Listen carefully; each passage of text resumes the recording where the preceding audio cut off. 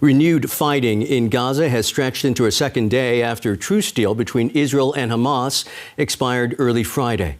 Explosions lit up the night sky over the eastern part of Khan Younis as international concern grew over Israeli plans to expand its offensive to the south of the Strip. The Israeli military says it has carried out some 400 strikes on terrorist targets since fighting resumed, with Khan Younis seeing some of the most intense bombardment since the war started. The Hamas-controlled health ministry in Gaza says almost 200 Palestinians have been killed in the renewed hostilities. The resumption in fighting is compounding the suffering of some 2 million Palestinians trapped inside Gaza. With the fighting in Gaza resumed, Israel faces mounting pressure to do more to protect Palestinian civilians as it continues with its stated aim to destroy Hamas, and the challenges don't end there. An airstrike on Rafah in southern Gaza. With much of northern Gaza under Israeli control, Israel's focus is now turning to the south. This means fighting in an even more densely populated area than before. Hundreds of thousands of Palestinians who fled the north are now here. The Israel Defense Forces released a map showing Gaza divided into numbered sections. This means that people will receive evacuation notices based on the number of the section they live in, and should make it easier to evacuate civilians before an area comes under attack. However, in fleeing, they may expose themselves to an attack as well, which happened when Palestinians fled the north. Another challenge: Israel says more than 130 hostages are still in Gaza, many of them soldiers that Hamas wants to trade for its own high-value prisoners in Israel. Many are thought to be held in the south. There are fears that indiscriminate bombing from the air could kill hostages as well as their captors and civilians. Israel also faces international pressure, especially from the U.S., which is Israel's main ally and backer. There is political turmoil in the U.S. over civilian casualties in Gaza, and the government worries that Israel has no exit plan from the war. But Israel has one of the most sophisticated militaries in the world. It is capable of neutralizing the threat posed by Hamas while minimizing harm to innocent men, women, and children. And it has an obligation to do so. Israel says the need to eradicate Hamas's threat is overriding all other concerns. But after 8 weeks of war, and with a death toll of over 15,000 Palestinians, it might soon need to reevaluate its plans. DW's Tania Krämer joins us now from Jerusalem. Tania, Israel says it hit more than 200 targets in Gaza on Friday, with a clear focus on the increasingly congested south. And I say congested because in the early days of this conflict, it's where Israel had urged Gazans to flee. What's the situation there now? Well, absolutely. There have been a lot of reports coming out of Gaza. Of course, we are not on the ground there, from heavy airstrikes across Gaza, but also mainly focused on southern cities in Gaza. There has also been some rocket fire coming out from Gaza overnight, but the main center seems to be right now in the center, like areas like Deir al-Balach or Khan Younis, where people have a city in the south of the Gaza Strip, where people in the eastern parts have been asked again to move towards the west or towards further south. But of course, we've heard from Israeli officials that they are saying they're assuming some of the Hamas leadership might be in Khan Younis. That might indicate why there's so much attention to this place right now. But as you said, with 1.8 million residents in Gaza, Palestinians there, being displaced and having been told to go to the south to seek, in some safe areas where there are no safe areas, it's a very difficult situation for the civilian population. And the Israeli military has also released a map on Friday saying that they had split Gaza into different areas and districts. as they are saying, this should indicate to residents there where there are active combat zones. But of course, humanitarian organizations have very strongly criticized this, that this is not the protection of civilians, because they have simply no safe area to go. Also in the south, we've seen also before the pause of fighting, there have been airstrikes there with a lot of civilian casualties. Some military experts here, some military analysts in Israel have said that this could be an indication that potentially Israel might expand its ground offensive also towards the south, but that is of course very, very difficult there for the civilian population in these areas.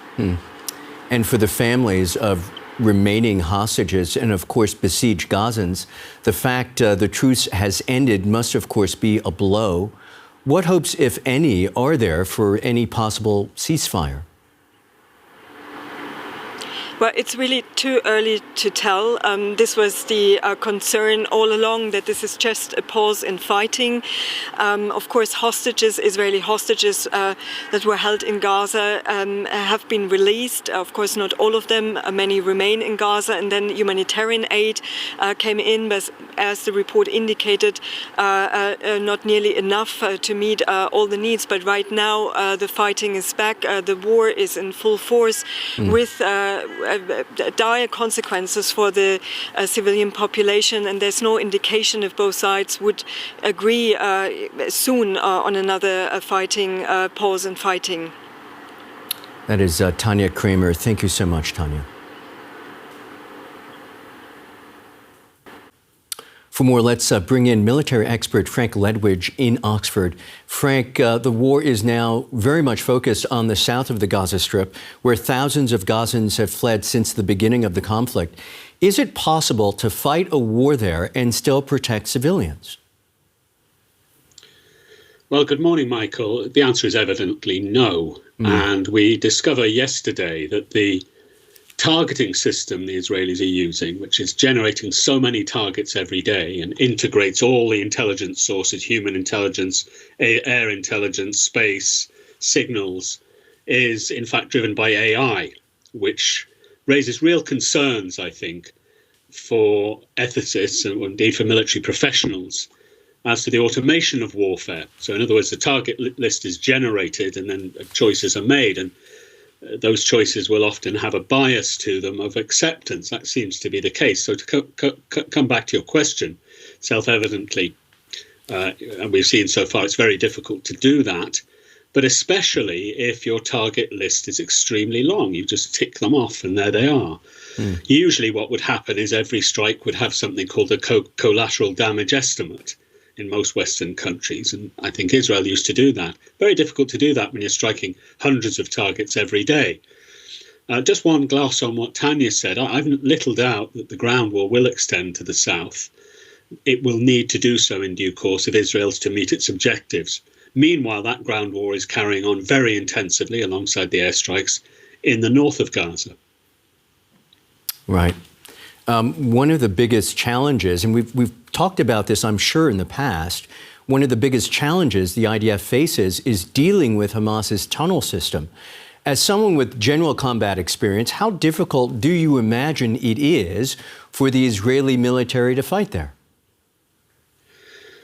Well, Michael, Israel's been preparing for the Gaza Metro, as people call it, the 500 kilometers or so it's said, of deep tunnels within Gaza. And they have been dealing with them comprehensively since the start of this campaign, air and ground.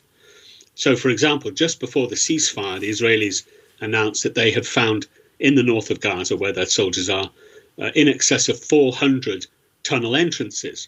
Now, it's all very well, of course, finding the tunnel entrances, but of course the tunnels are up to 50, some say even more meters deep.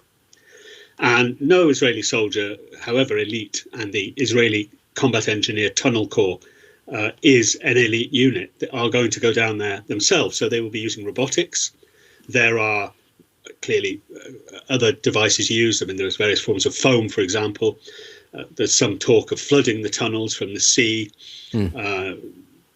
They've all kinds of devices for dealing with these things. But the point is that that's the military centre of gravity for Hamas, the tunnel system. It's where they are. And it's why many of those bombs that you see produce so much damage. Because what the Israelis are trying to do is trying to get down into that tunnel system using bunker buster and other kinds of bombs. Many of them, by the way, supplied by the United States. Mm. Frank, of course, we don't know definitively where the remaining hostages are. One has to imagine that a good number of them, if not all of them, are somewhere along that tunnel system. How dangerous is the situation now for those remaining hostages in Gaza? Yeah, some interesting comments came out. Clearly, when some of the hostages were released, and a few details of their debriefs were released. Now, clearly, the reality is that all of those hostages will now or will have be debriefed by Israeli intelligence in detail to try and determine where they were, how deep the tunnels were, what their perceptions were, how many hostages in each place. Every detail counts. Because that is where they were. And the debriefs that we've seen, or the readouts from them, obviously the Israelis, for very good reasons, are keeping that very close hold, very tight, indicate that, of course, that's where the hostages are. But I don't think Israeli special forces and Israeli hostage recovery teams have a particular expectation that they're going to find them, be able to get in and get them. And clearly, right, the aim here is, as far as possible, to negotiate them out at the moment. That's a military expert, Frank Ledwidge, in Oxford. As ever, many thanks, Frank. Thank you, Michael.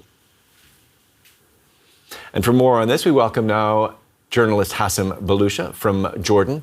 Hazem, the UN Humanitarian Office has said that hell on earth has returned to Gaza. You were reporting for us from there at the beginning of the conflict. You're now in Jordan. You have friends and relatives back there. How do they say the situation is now? Indeed, this is what the people say. Hostilities resumed since Friday morning. Airstrikes across the Gaza Strip in different areas.